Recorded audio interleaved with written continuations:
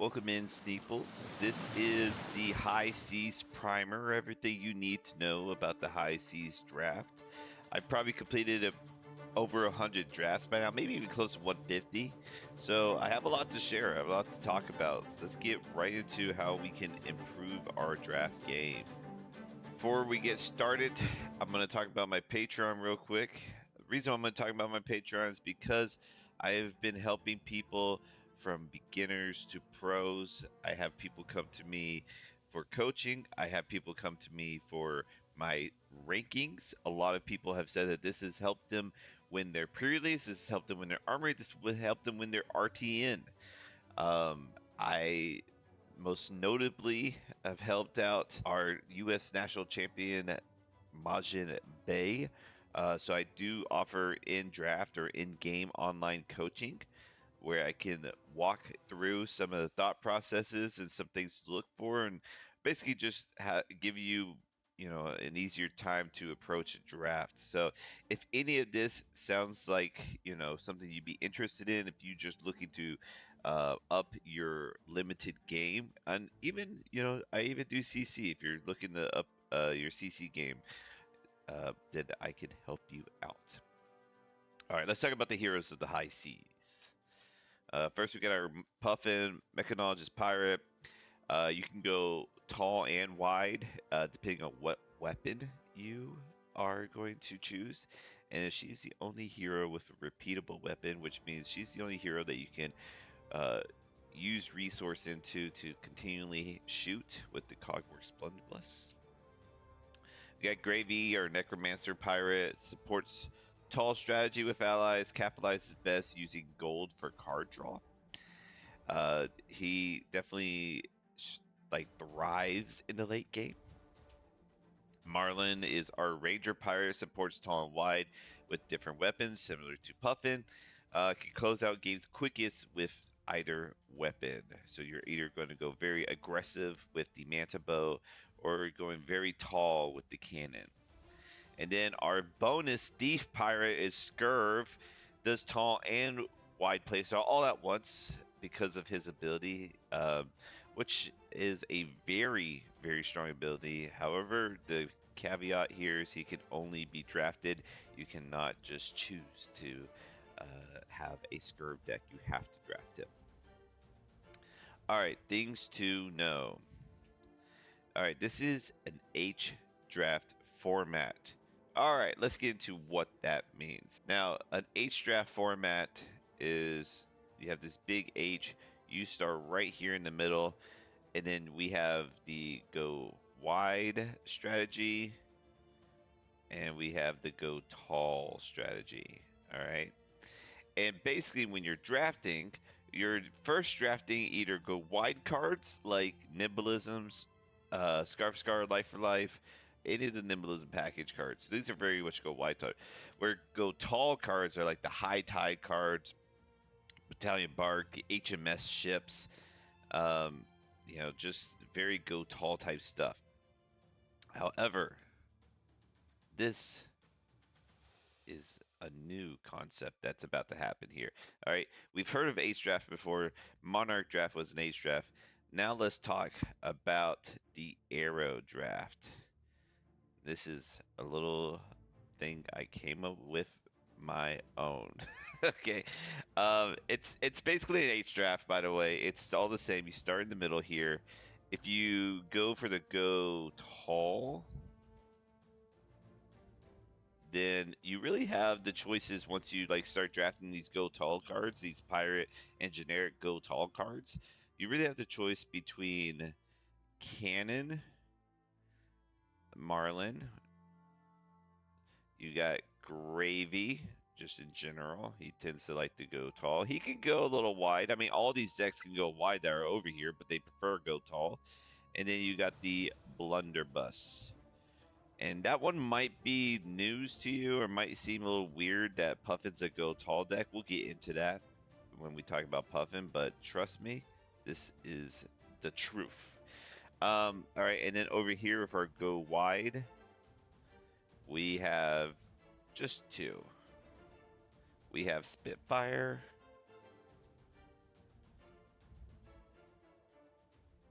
and Manta Bow. All right. Which, if you've been drafting, probably doesn't come to too much of a surprise. Now, the only person I haven't mentioned here is Scurv. Scurv is kind of wherever you want to go, honestly. Scurv can go very tall, Scurv can go very wide. It doesn't really matter. But for the Marlins, you have the Cannon over here, go tall, go wide.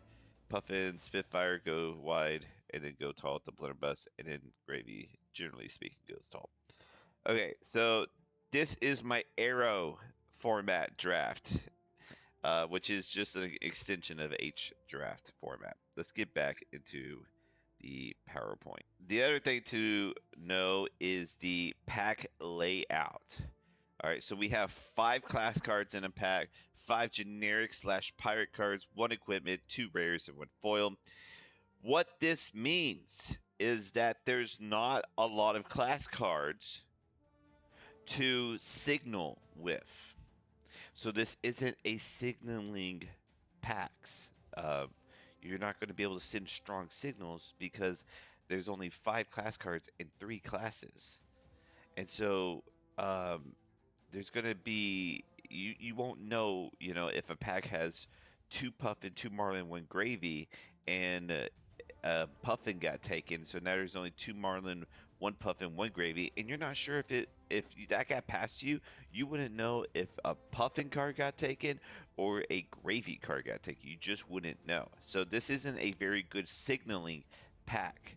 So you have to keep that in mind. Because it's not a very good signaling pack, you can be very, very open on this draft. In fact, you should be open on this draft. You can stay open up to even 10 picks. Believe it or not, you really can. And then I've had successful drafts where I never pick a class card. I've only done this because I've been, for the life of me, trying to have a Scurv deck so that I can have something. But I kid you not, after all the hundreds, over 100 drafts I've done, I've not drafted Scurv once. All right, I can tell you this though, from seeing other people's deck. I'll say this right here, right now, is that you can only draft Scurv pack 1, pick 1, or in the first pack, which will only really be pack 1, pick 1. If you pick Scurv in the second pack, it never works. So keep that in mind. But I have done drafts where I was hoping I'd get a Scurv in the second pack, so I just stayed open so that I don't pick any class cards, so I can have the maximum amount of Scurv cards, and it never comes. And guess what? I still 2-1 those drafts. Sometimes I 1-2, but other times I 2-1. That just tells you how open you can be in this draft, because there's such good pirate and generic cards that are just very good that you don't have to rely on your class cards to make your deck. So when you're staying open normally, you can just kind of stay open until there's 1 or 2 class cards left, and then you can decide, okay, it looks like Gravy's open. I'm seeing an ally coming out this late, or I'm seeing just like a red Jittery Bones or a blue Jittery Bones. It's like maybe it's Puffin. You're seeing some like a perk up or some Goldwing Turbines, or it's Marlin. You're just seeing like some very good arrows. You can kind of wait until the draft shows you what hero to be. And then because of that, this is a pack 3 format. So what that means is that your pack 3 is going to be your best pack. Because in pack 1, you're staying open, you're picking your good generic, your good pirate cards. Maybe you take a good class cards, but you still stay open just because that was the best card in there and you kind of see where you want to be. And then finally, let's say midway through pack 1, you pick your class, okay? Pack 2 comes around.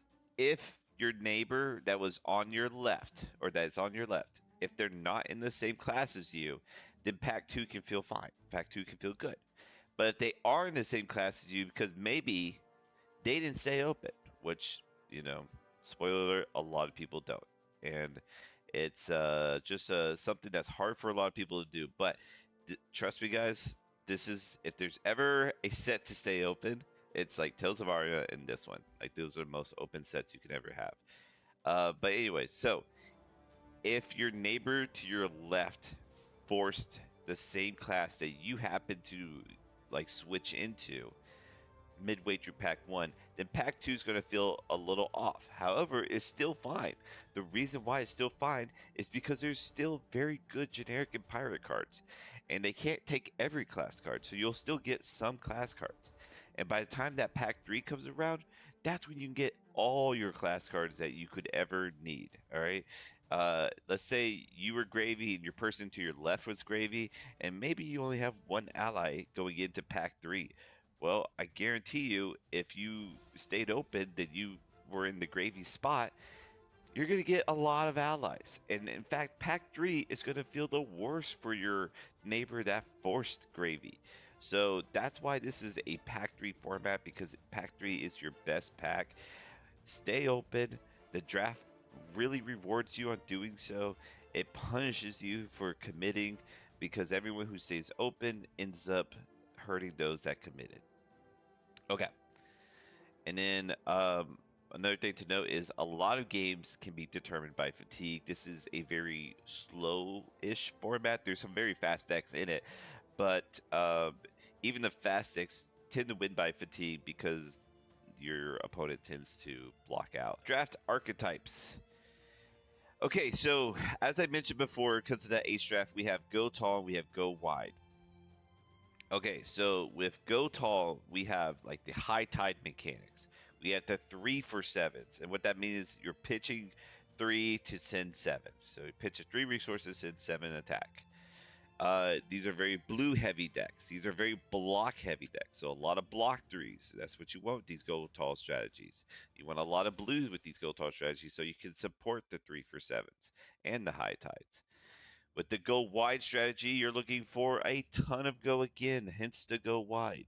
You're looking for the nimblism package. All right, the nimblism package is very strong. This is with swift strike bracers, quick clicks.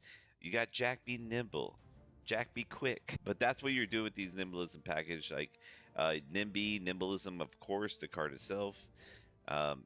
These decks tend to be very red heavy, and they tend to have a very low cost curve. All right, you're not really paying anything that costs 2. You're really like 1 is kind of the cap you want to be at, and a lot of 0 cost. That's generally what you're looking to do with these go wide decks.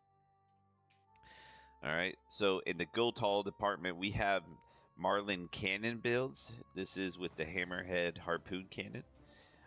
You got Gravy Bones. He likes to tend to go tall. He will run some go wide cards, but overall he tends to go tall.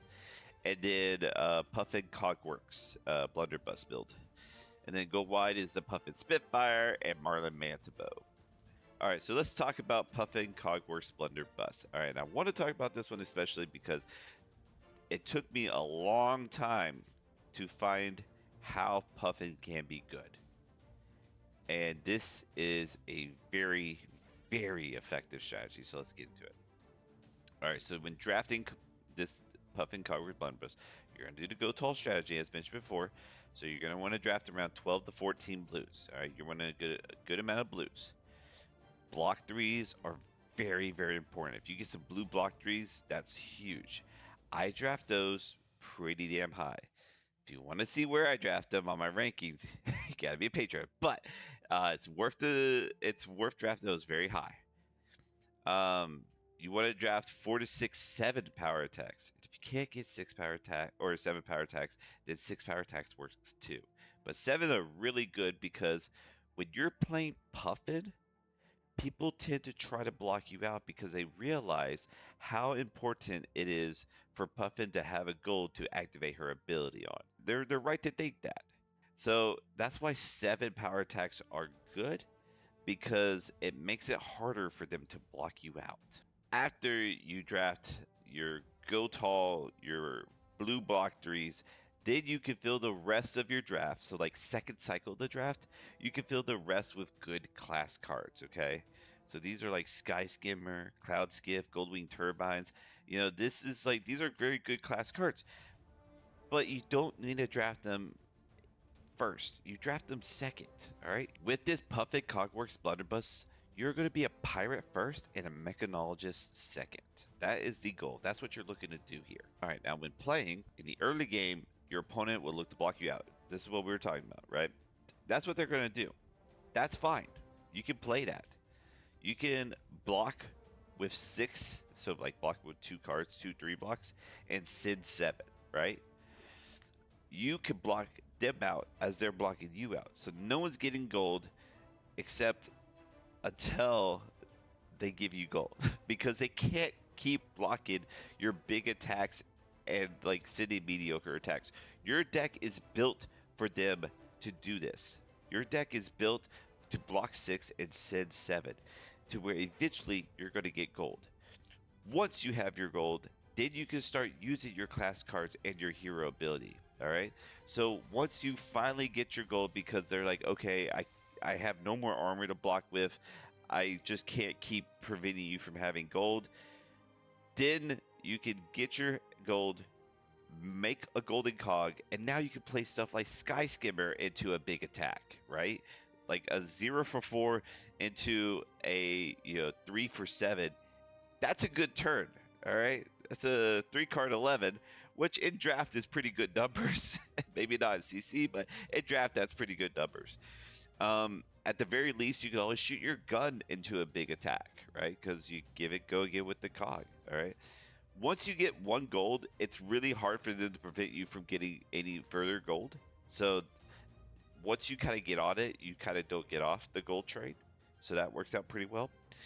And then it's just like allows you to be more explosive. It has to be a little bit more dynamic with your class cards. All right. Before you get gold, block with those class cards. The best thing about those class cards is that they block for 3. So block with them. Once you get your gold, then you can start using them. Like if you have a gold wing turbine, use it. If you have a gold, right? Because then you can make the gold into a cog and then get your second crank off, draw a card. You're going to the races, right?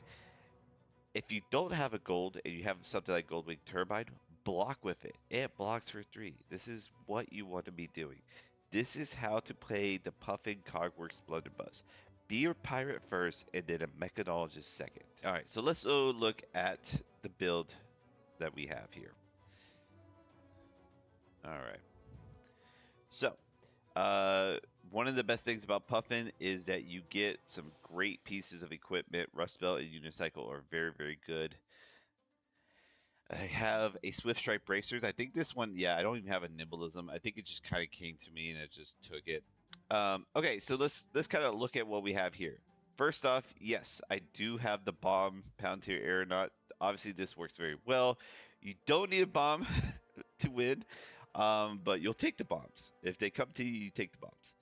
I think, yeah, I definitely got a few wins off that. Okay, so, we got our 2 for 6s, or just our class cards. You can run some of the gun pumps. I say gun pumps because basically that's all you're ever using these pumps on is on your gun until they start giving you gold. I got some gold wing turbines on the horizon, just being efficient with our blocks. A few perk ups.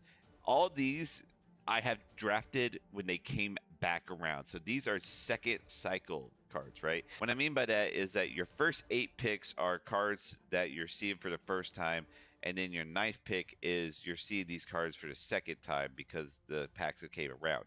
That's when I start picking up these class cards, really. You got your 3 for 7s here. These are really good, just big, dumb attacks. Even a Yellow Battalion Bark can be a big dumb attack. You got Swiftwater Sloop. That works out pretty well sometimes. And then, yeah, just your mech attacks here. And then, yeah, you also got your blue block trees. Blue block trees are good. We love blue block trees. We have a ton of them, all right? Our blue count is 13 here, so we meet the range. And, yeah, I was able to just rack up wins against Puffin Marlin, it looks like.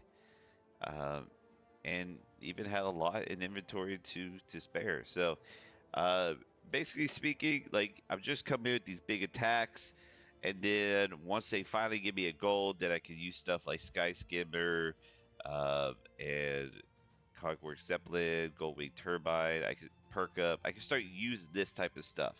Uh, but until then, these are just good block threes. Okay, back. All right, so let's talk about the matchups. All right, so against other Puffins, good fat math is what you want. Look to deny as much gold as possible, which means just to block out, especially if they're Spitfire. I'm seeing a lot of Spitfire builds out there with a lot of Goldwing turbines. That's good. You should have those, but they're a little bit too reliant. And if you're able to just continually block them out, it's over. Gravy, you want to use your gun to clear allies and send everything else at face, okay? It's going to be a little easier to get gold against Gravy because he isn't always capable of blocking everything out just because of how his hand works. He has to keep a few cards to just even have a turn. So you tend to get gold a little bit quicker, which allows you to use your gun sooner. Against Marlin Cannon, good fat math. You know, block cards and rally are good here to counter the overpower attacks. When I say rally, I mean rally the coast card. And like block cards like on the horizon. Against Marlin Manta bow. This is a tough one, all right? Because they're going to go very aggressive at you. So you're just going to look to fat math to have better value turns, all right? Your deck is just fat math with Puffin Cogworks Blunderbuss. And the Scurv, just be very aggressive. Scurvs have a very hard time blocking. All right, now let's talk about the other weapon. Let's talk about Spitfire. All right, so when we're drafting Spitfire, things we're going to go look for are the go wide strategy, which means the nimbleism package, okay? Goldwing turbines are a must. I put an asterisk here, though, because when I first made this, there was no asterisk, but I'm seeing way too many people go too heavy on this, all right? Yes, you want Goldwing turbines when you're doing Puffin Spitfire, absolutely. But you need go again attacks, okay? And that is part of the go wide strategy. You need generic and pirate go again attacks, okay? You need the nimbleism package. You need just like very good, like the Goldwing turbines, as good as they are, they're gonna wheel, all right? Unless someone's just taking all of them. And even if they do, okay, fine. Then you're probably not gonna be Spitfire. You'll probably be Blunderbuss or like something else, right? But if you find that you're in the Spitfire lane because like you're starting to see these Goldwing turbines late into the packs, then you're fine to just let them wheel and it's like in pack 2 and pack 3 take like Scar for Scars and Ravenous Rabbles, Life for Lives. You know, take these go again attacks, right? Gold Hunter Light Sail. So hold a high priority on the go again. On the nimbleism package, hold high priority on that too. Nimbleism package is so good, guys. Like draft nimbleism package even before you get a nimbleism. So if you see quick clicks, but you haven't seen a nimbleism yet, draft the quick clicks. You'll get a nimbleism. Don't worry about that. You'll find a nimbleism. You do want Goldwing turbines. I do want to mention that. Like you do want them. Just don't make your deck only Goldwing turbines, right? Like. And then make sure you draft some equipment. The reason why is because your equipment is really your only way of blocking. And you want to draft around 10 blues. Just because you want to pay for these Goldwing turbines. Playstyle, you want to go wide enough to have it hard for your opponent to prevent you from having gold. All right, if you go 4 into 3 or something, that's pretty hard for your opponent to just say, okay, I'm denying you gold. If you're doing that stuff, it's hard, right? And the only way you get to do that stuff in the early game before you even have gold to make turbines is with generic and pirate go again attacks, okay? Save your go again attacks at Arsenal instead of go wide turns. You know, this is in relation to like maybe you have a gold cog, so you can attack with Spitfire, but you could also attack with a Scar for a Scar. Which one do you come in with? Well, Scar for Scar is going to deal more damage for sure, but it might be better to arsenal it and come in with the Spitfire while you can shoot the Spitfire. This is so that you're doing like card resource management. And what I mean by that is that you can get fatigued because your weapon isn't repeatable, right? Spitfire's not a repeatable weapon, so you get fatigued. So making sure you get the maximum value out of each of your cards is necessary, especially if they're looking just to continually block you out. So keep that in mind. And then you win most of the times by damage fatigue, which means that you usually get them down to less than 5 health, and then every attack starts to become lethal. And then once they get down to like 1 health, then they're giving you 2 cards for your 4 attack, and that's how you're fatiguing them. They're giving you 2 cards for your 1 card. Yeah, so opponents start overblocking to stay alive. All right, so let's go look at this Spitfire deck that's 3-0'd. All these decks I'm going to show you have 3-0'd. Okay, so we got our equipment. Yet here again, we are able to get some of these very good equipment here. And I will admit, again, I got the Palantir Aeronaut. This got passed to me about midway through Pack 2, so it wasn't like something I picked up immediately. As you can see here, a lot more Goldwing Turbines in this. Now, I've seen decks with like 9 in total. I think this is 6. I felt like this is where I wanted to be. I feel like 9 is overkill. 6 seems like really like the sweet spot. You can see a lot of the go again. I got Jack Be Nimble, Life for Life, Flying High. Got some Nimbleisms for the Nimbleism package, which I got Swift Strike Bracers for. Scar for Scar. We have some class go again. T for the Cogs, just a 0 for 4. That's why we have this one. Tighten the Screws is actually a really good card for Spitfire because untapping a cog allows you to shoot your gun next. So basically, Tighten the Screws is a 1 for 6 because it allows you to untap your cog so you can shoot this for 2. So it's 1 for 6. So it's a very good card when we're talking about Spitfire. So you should definitely look to draft this one even above Perk Up sometimes. Actually, I'll just say above Perk Up. Trade-ins just because it has go again. Now, what's cool is that Charter Course Yellow actually is a good card. It's actually better than Charter Course Red because you will get 2 attacks off. And so this allows you to come in for 3, but it also still pitches for 2, which is nice. Same with the blue. You will get 3 attacks off. Gold Hunter Light Cell, and then just a few blues here, right? I think we ran a total of 10 blues. This allowed us to pay for these Goldwing Turbines, and then mostly red after the fact. So, yeah, these are cards I'm not running. I had a Quick Clicks, but because I think I drafted Quick Clicks in Pack 1, but because we got this, it was like we had to use Unicycle. All right, so that is the Spitfire. Let's get back to the show. All right, matchups. So against other aggro decks, go second. That's huge. And then get aggressive early and fast. Everything else, just make the most out of every card. We talked about this. Use, make sure every card gets the full value. Set up long combat chains with your arsenal. You'll win through fatigue by damage, as your opponents will overblock your lethal attacks.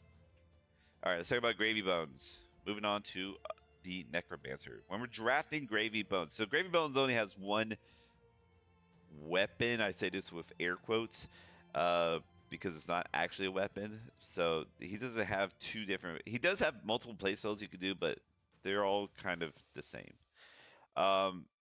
Blues matter a ton. Okay, you want to draft around 15 of them. All right. The reason why blues matter is because you need blues to go to the grave for you to bring out your allies from the grave. Okay, so blues matter. So whether they are blue block trees or utility blues, these blues matter. The more blue block trees, the better, of course. And then utility blues are key. This is how you're going to be able to bring out your allies. So like these are like the mutiny cards. These are cards that just have some sort of effect, like Avasi, Heave Ho.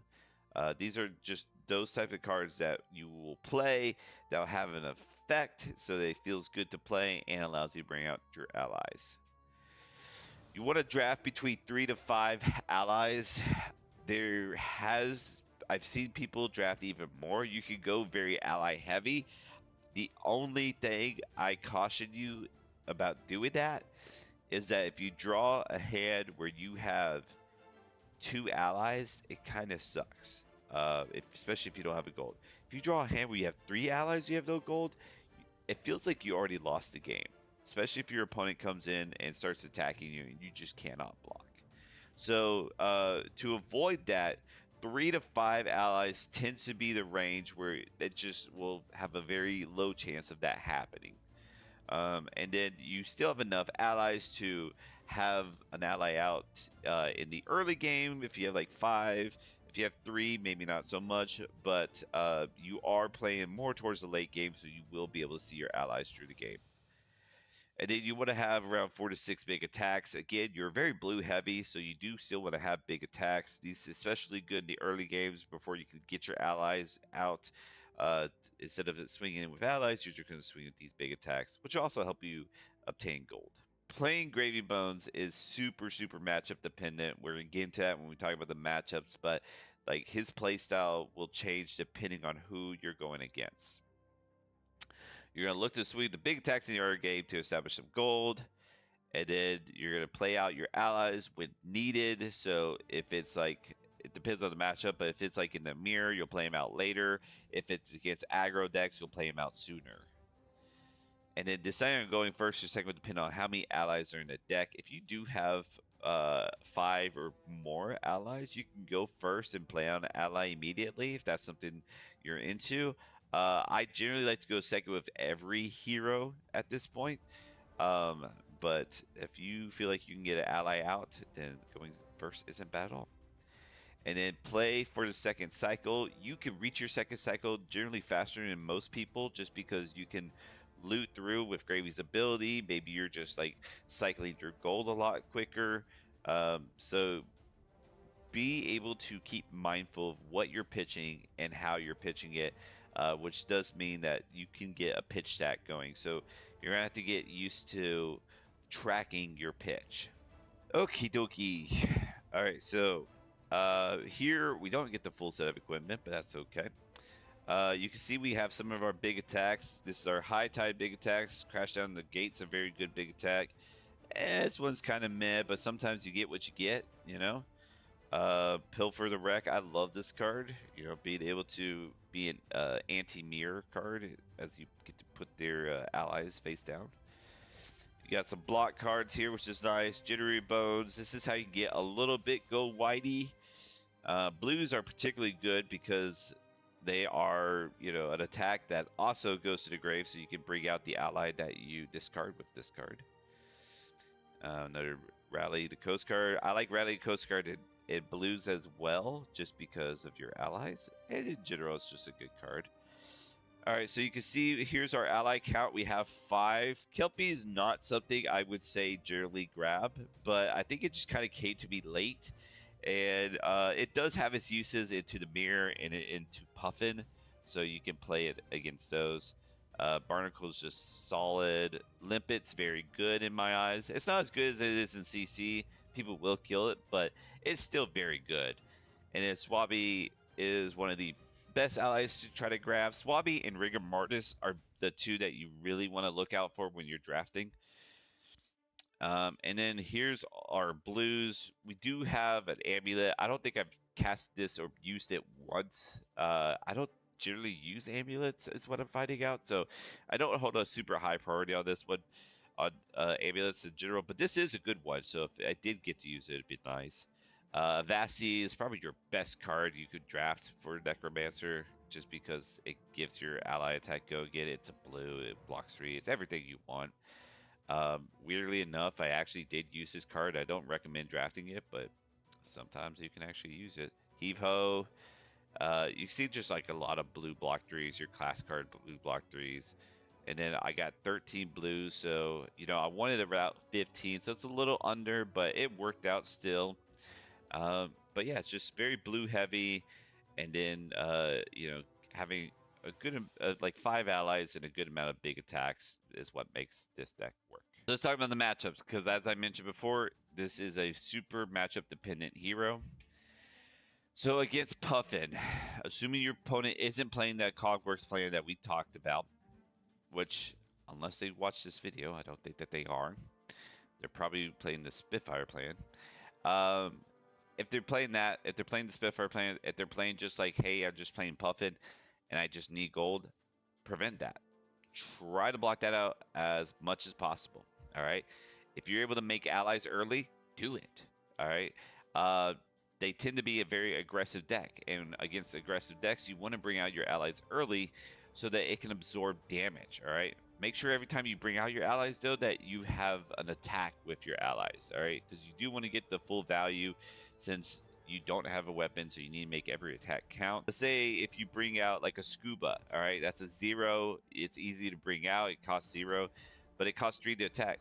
Well, make sure you're able to attack with it the turn you bring it out, so you get its full value. Because if it dies the next turn and you had an attack with it, then it only got a value of 4, and your opponent is no less life. So that's what you want to try to do. Into Marlin, both Cannon and Manta bow, you want to bring out allies as possible. For Manta, it's just like with Spitfire, it's a very aggressive deck, so it's the same deal. You're trying to just absorb damage through it. You don't need to try to block out these heroes as much, just because they don't rely on gold as much. So that's nice. You kind of, take a little bit of damage to send damage.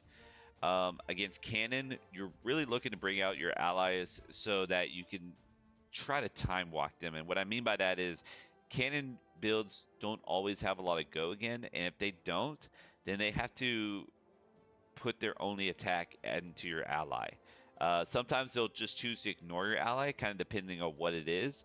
So if you can get out like a Limpet early, or even like a Rigor Mortis or a Swabby, where that's just too big of an attack for them to ignore, then they're gonna have to start like looking at your ally and be, okay, I gotta kill this ally first real quick. And that's good for you, because that makes it where it's a turn goes by where you have a full grip in your hand to set up another ally, or come in with a big attack against them. And then against Gravy, you're gonna look to play your attack actions for most of the game. So you're gonna chip down your opponent.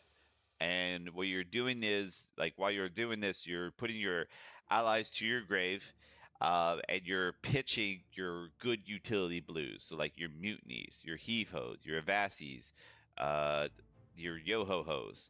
All these cards you're pitching, right?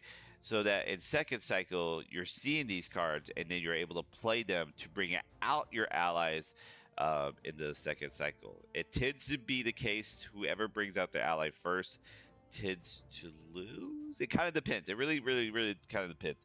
If your a Gravy opponent is bringing out their allies early, like before even second cycle, then you could just kill that ally, or you could even respond by bringing out your own ally and killing them. The more allies you have, the better it is for this matchup in general. So having a little less can kill you here, but again, as I mentioned before, 2 allies in your hand kind of sucks. 3 allies, the game's basically over. Scurv, just go send it. Maybe block out pretty efficiently and send damage, and then just using allies for the late game push. But yeah, Scurv is just a deck that doesn't block very well, so if you could just get aggressive with it, it can work out to your favor. All right, let's talk about Marlin Hammerhead Cannon, Hammerhead Harpoon Cannon. All right, drafting. It's probably the easiest draft, by the way. I'm just going to say that right now. It has 12 to 14 blues. Again, blue block 3 is high priority. This is a gold tall strategy, so you want a lot of blue block 3s. Again, 4 to 6 3 for 7s. Now, this is the difference, is you want 2 to 3 pumps. These pumps are going to be applied to your harpoon. So that means even though you're not a go wide deck, you can still run Nimblism. You can still have some of the Nimblism package, like with Swift Strike bracers. You want to have these pumps because you can give your harpoon overpower, which in this set's pretty good. There's a lot of block cards, but they're not always drafted very high. And so with this set, overpower is just about dominate. it's pretty damn close. And so if you could get a very strong arrow, even if it's for 9, you can like guarantee 6 damage, which is really good. If it's more than that, then it gets even crazier. So this is why you want some pumps. You don't want too many because they only work for your harpoons. They don't work for your 3 for 7s. But you do want some. And then additionally, I have this little bit in asterisks. You want 2 to 3 go again attacks. This is so that you have some game into Gravy, so that you don't waste your big attack into one of Gravy's allies. If you have like a sick'em shot, like red or yellow, that kills just about every ally. You just send that their way, and then you can like play a 3 for 7 and continue on with your turn.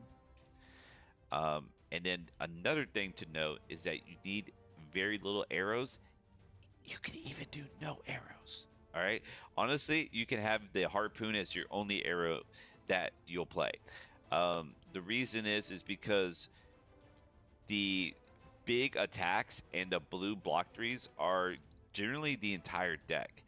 And then you just play the late game of shooting your overpower harpoon. So you actually don't want arrows because they're just not as strong as like a 3 for 6 or a 3 for 7. All right, playstyle. Early turns, you're going to be swinging your big attacks. This is to help you get some gold so that you can get on making your harpoon eventually. Just like with the Blunderbuss Puffin decks, you're going to block 6 with 2 cards at 10-7. And then once you have obtained your gold, you're going to create that harpoon with your hero ability and just arsenal the harpoon. All right. From there, your opponents get low enough to start cycling an overpowered harpoon using Mario's ability before the attack, then hitting with the harpoon, the overpowered harpoon, to create another gold so that you can rinse and repeat for next turn. So if you just get on this cycle where you're shooting your harpoon out, because it's overpowered, you're leaking damage, you're making a gold, and then the next turn you have that gold to use Puffin's ability so that you have another harpoon in your hand, and sending the one from the arsenal and just arsenaling the one that you got from your hand. Here we have our harpoon deck. We were able to get all of our piece of equipment. Here again, you can run stuff like quick clicks because you do run nimblism, so it can work out. We got our 3 for 7s here, or 3 for 6. Sometimes that's what you get. 3 for 7s, 2 for 6s, kind of a 2 for 7 if you count that. 2 for 6s, 3 for 7s. I remember this deck actually. Now I'm looking at it. This isn't my finest harpoon deck, to be honest with you. I've had better ones. The 3 for 7s are very good. On the Horizon is very good. Some of these pumps are pretty good. Fire in the Hole is really, really good in the Manta build, but it can be really good in the Harpoon build if you have a lot of blues, because then you can activate this twice. So if you have like 2, well, if you have like 3 blues and a Harpoon in the arsenal, you can play Fire in the Hole and just activate this twice, which is actually insane. But anyways, I remember not liking this deck and being very surprised I 3-0'd with it because it doesn't have a lot of blue block 3s. I think it has 1, 2, 3, 4.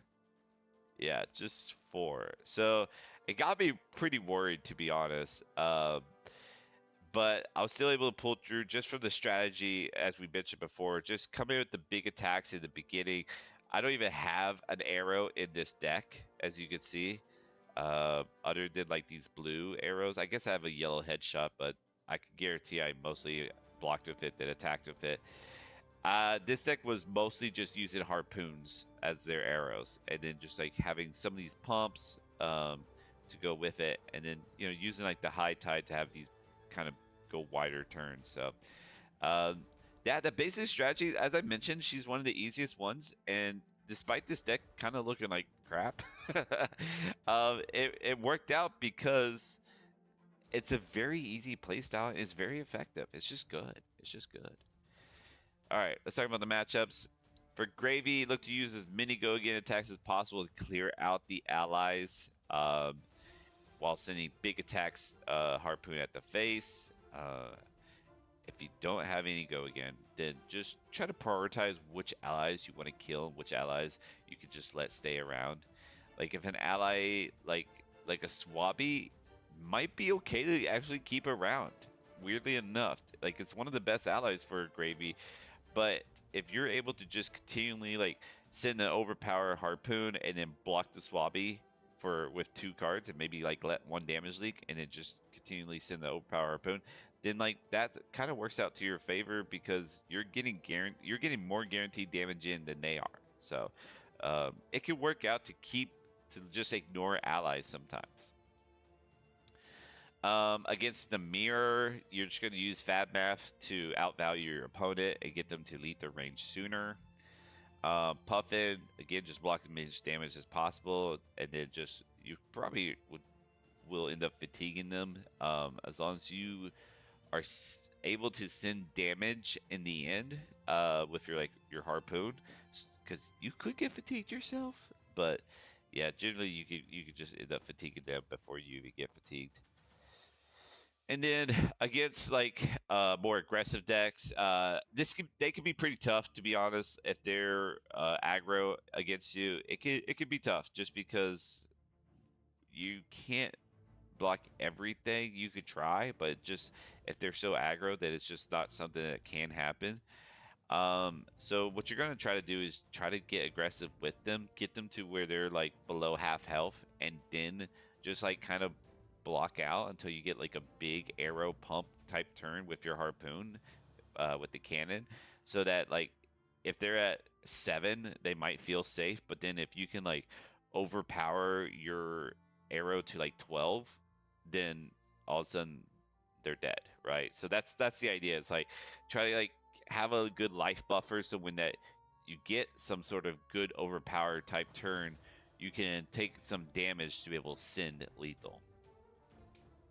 All right, let's talk about the Red Spine Manta builds. Let's talk about drafting it. Again, Nimbalism package, very, very good. This is just overall very good. It just makes it so explosive. All right, there is a game I was doing. This is a little shout out to one of the people that I was coaching, where we were like 10 life ahead on our opponent, and he was saying, he was like, all right, I feel pretty good. However, if they had the Swift Strike bracers, if they had the quick clicks, even at 10 life ahead, I would still feel a little nervous. I'm like, yeah, that's pretty fair, because that Nimbleness package is so good. If you can all of a sudden like a turn, a life, like if your opponent had 10 life ahead of you, you can all of a sudden make it where it's like, oh, now your opponent is like 3 life below you, like, and they blocked out, right? It's like, it's just such a good package. So even draft pieces before you get Nimblism, because you'll get a Nimblism. That's not going to not happen. Go again, very high priority. You want a lot of go again. That means that there's probably going to be coming a lot from pirate and generic cards, and less on the class cards. But there's a good amount of class cards go again here. But yeah, your sickle shots are good. Good arrows that have go again. They do cost 1. This is a very low costing deck, so that part kind of sucks. But they are very good. Obviously, Swift Shot, very, very good. And yeah, you need very little blue with this type of deck. Like, you don't have Goldwing Turbines that you're paying for, so honestly, you don't need a lot of blues to make this work. And bad cards are now good. Cards like Patch the Hole. This would be a very bad card. However, with this deck, it actually serves a very good function. Charter Course Yellow and Charter Course Blue are better than Charter Course Red. In every other deck, those would be bad cards, but in this deck, they're actually pretty good. All right, playing Red Spine Manta. You want to go second every single time, strike early and often. You're an aggressive deck that just like doesn't look to ever get off the gas. Only arsenal your go again attacks, so you keep your arsenal free so you can reload with your bow. That's very important. Sometimes if you just have an extra card in arsenal, this is where Patch the Hole can help you get out of that. And then use your hero ability to send an extra harpoon attacks. Honestly, you can like kind of save up gold, and at the end when you're kind of running low on attacks, that's when you can start using a harpoon. Yeah, you're not really drawing cards off your gold because you have so little blue. So those gold just tend to be attacks. Very relevant in their late game. All right, let's go look at our 3-0 Manta Spine deck. All right, so as you can see, patch the hole. We got one here. We got the Nimblism package here. And as you can see, our armor, we have no blocks in our armor. That's okay. That is okay. Because we're not trying to block too much anyways. You could play stuff like this 0 for 4. Generally, this card's not the greatest just because it only blocks 2, and being a 0 for 4 when there's a lot of go tall strategy just really doesn't work. But when you're going wide, this is a fine attack to end on. You're okay ending on attack like this. Like, you don't have a Spitfire weapon to end on, so you're okay with ending on a 0 for 4. Fire in a hole is very, very good with the Manta because it allows you to load up 2 arrows. As long as your first one had go again. You have the Jack B Nimbles and Jack B Quicks. All work with if you have a Nimblism in your graveyard to be banished, which as you can see, we have 3 Jacks. We have 3 Nimblisms, so that worked out pretty well. And if you don't, if like you haven't even seen a Nimblism yet, but you've seen your Jack, they always block for 3. So you can always block with them and feel fine. Life for life, again, this says go again. That's why we like this card a lot. That's why we choose it. This is just a 0 for 4 arrows. These are kind of, you draft these last, right? You want go again cards first.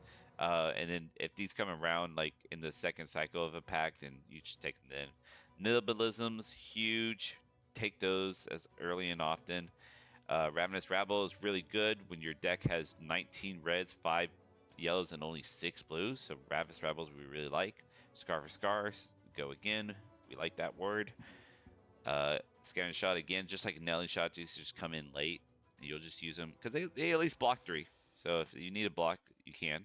Which sometimes you will. All right, I say be as aggressive as possible, and you should. But that doesn't mean to throw and just like IP yourself because like you just don't have that many action points to work with. The Environments is a better Expedition of Zord's Key because it does block for 3, so we take that. Trade in says go again. We like that. We like that word. Charter Course, we can make that happen. We can have a second attack. Charter Course Blue, we can have a third attack. We can make this work. Go again. Go again. And these are just our blues that came out at the end. All right. So yeah, we only have 4 headshots and 2 Charter Courses. That's our only blues. And yeah, this deck worked. In fact, this deck was so cool. I remember the last game, which I believe, yeah, it was against another Marlin here. They were like cannon build Marlin, and they overpowered an arrow for what was it, for 9? Yeah, it was for 9. Overpowering arrow for 9 turn 0. I blocked 3. I took 6. I started at 14. It sucked. But I still won that game because this deck is just super aggressive, and this quick clicks and swift strike bracers just allows you to have such an explosive turn. So it's a very, very good package to draft. So let's talk about the matchups. All right, so Puffin, Spitfire, Mirror, and Scurv. You want to go second and be as aggressive as possible. You're going to go, go, go, go, go, because they're going to go, go, go against you. Against Blunderbuss and Marlin Cannon, make the most out of every card. This is, I just copied what I said for Spitfire. Basically, get your full value out of every card. Okay, set up long combat chains, and then if you can get them down to a point where they are over blocking because you're presenting lethal. So if they're like you're coming in for a 4 attack and they're blocking with 2 cards, then perfect. That's a 1 card for 2 card, and you'll end up fatiguing them. Gravy is the same as above, except you'll use an attack to kill an ally. You'll do this, like send 1 attack an ally and send the rest at them. You'll do this until they become in lethal range, where every attack sends lethal. Then you're just going to ignore those allies, and you're just going to go, go, go. All right. That is all the heroes. Let's talk about how we can practice draft. A lot of you probably already know this, but if you don't, I want to show you guys. Okay. Look at this QR code. It'll take you to the Discord, and then there is a README. Read that. It'll allow you to figure out how to participate in drafts, and then you can start drafting there. All right, and then finally, guys, that is it. About an hour long, but hey, I hope you learned something. Have fun with this. Practice, practice, practice. This is a very, very fun draft. A very good draft to learn and practice on being open. Um, this is complete opposite of like the Hunted, where you wanted to like pick your hero pretty quick. So it's like there's a lot to learn. So go ahead, get some practice in, and it's just a fun set in general. You get to be a pirate for crying out loud. So thanks guys for watching. Keep on fabbing.